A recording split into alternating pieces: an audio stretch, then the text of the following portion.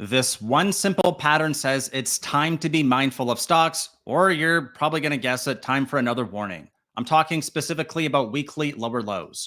There's a difference between the S&P weekly lower low and the Nasdaq weekly lower low. Why? Well, because the S&P put in a failed breakdown. Over here on the Nasdaq, it's a much worse story. We have a bearish engulfing weekly candle. The word bear is right in it.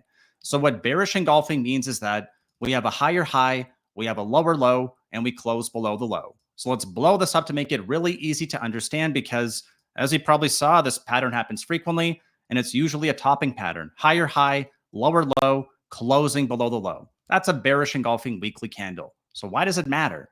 Well, let's go back in time and see every previous time it happened. Happened over here, happened over here, happened over here, happened over here, and also happened over here.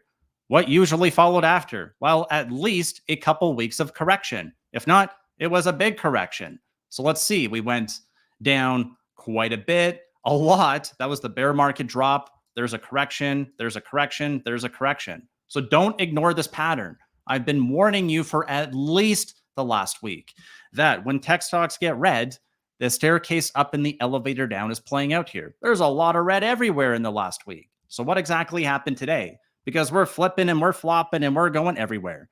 Non-farm payroll came out and it was a blowout number. 300,000 jobs added. Unemployment actually went down. Canada is a much different story, but we'll just skip that for now. America is exceptional, which is exactly what this article tells us. American exceptionalism is on display in the bond market, which actually closed above a key area for me. So the US is the only game in town. And honestly, the economy is just so strong. I'll show you one more piece of evidence as to why the US economy is so strong.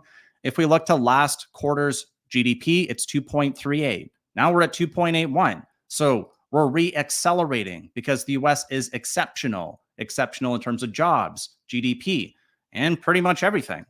So we went through all the warnings for this week. This video is going to be a lot shorter. I have a couple of charts to show you at the very end, but we talked about oversold conditions and we talked about needing a set of lower lows. So if we touch on that right now, what this basically means is that we don't yet have a pattern. One lower low does not mean there is a trend change. When we get 2 or 3, that's when the story starts to change.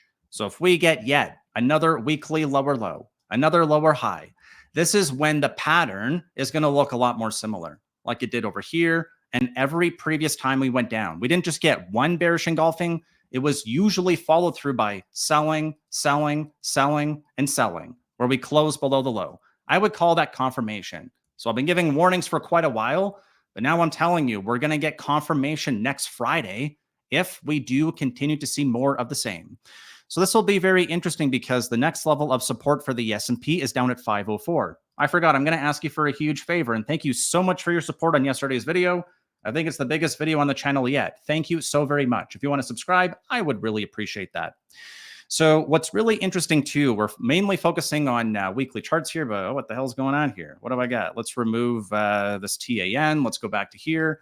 Let's go to full candles. And I want to show you something here because I often talk about 2 candle closes below a key average to signify a change. Well, we got one.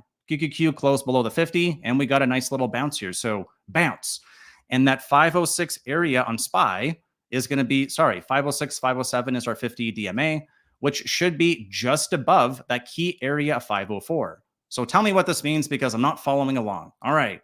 If we're going to continue the bearish pattern, when we hit the 50, if we bounce and fail, that's when 504 happens. We're going to have to lose the short-term price. So watch the NASDAQ.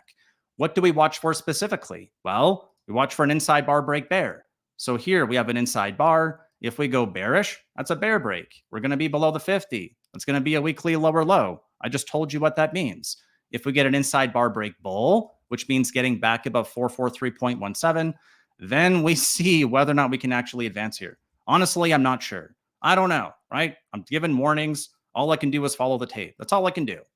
Okay, so if we think about why we got such an oversized move, well, it's because traders were positioned for it. The options market suggests investors aren't worried about a slight pullback, but instead are prepared for higher volatility. What did I just warn you? I just told you that we're getting more and more evidence. We do not yet have confirmation. But here's something that the bond market is pricing in. Again, exceptionalism in the bond market.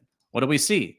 Well, the Fed fund futures, after that payroll number and all that Fed speak yesterday, now actually shows that we got a pause in June. There's no more cut in June. It's only a 46% chance of a cut.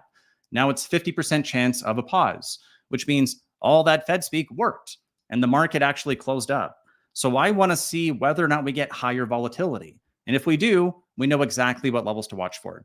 Okay, so I'm going to update you more on the weekend, which means tomorrow for weekly candles. But I want to show you how the market is starting to diverge a bit. I just showed you NASDAQ usually leads the S&P. This bearish engulfing pattern does not get me very excited.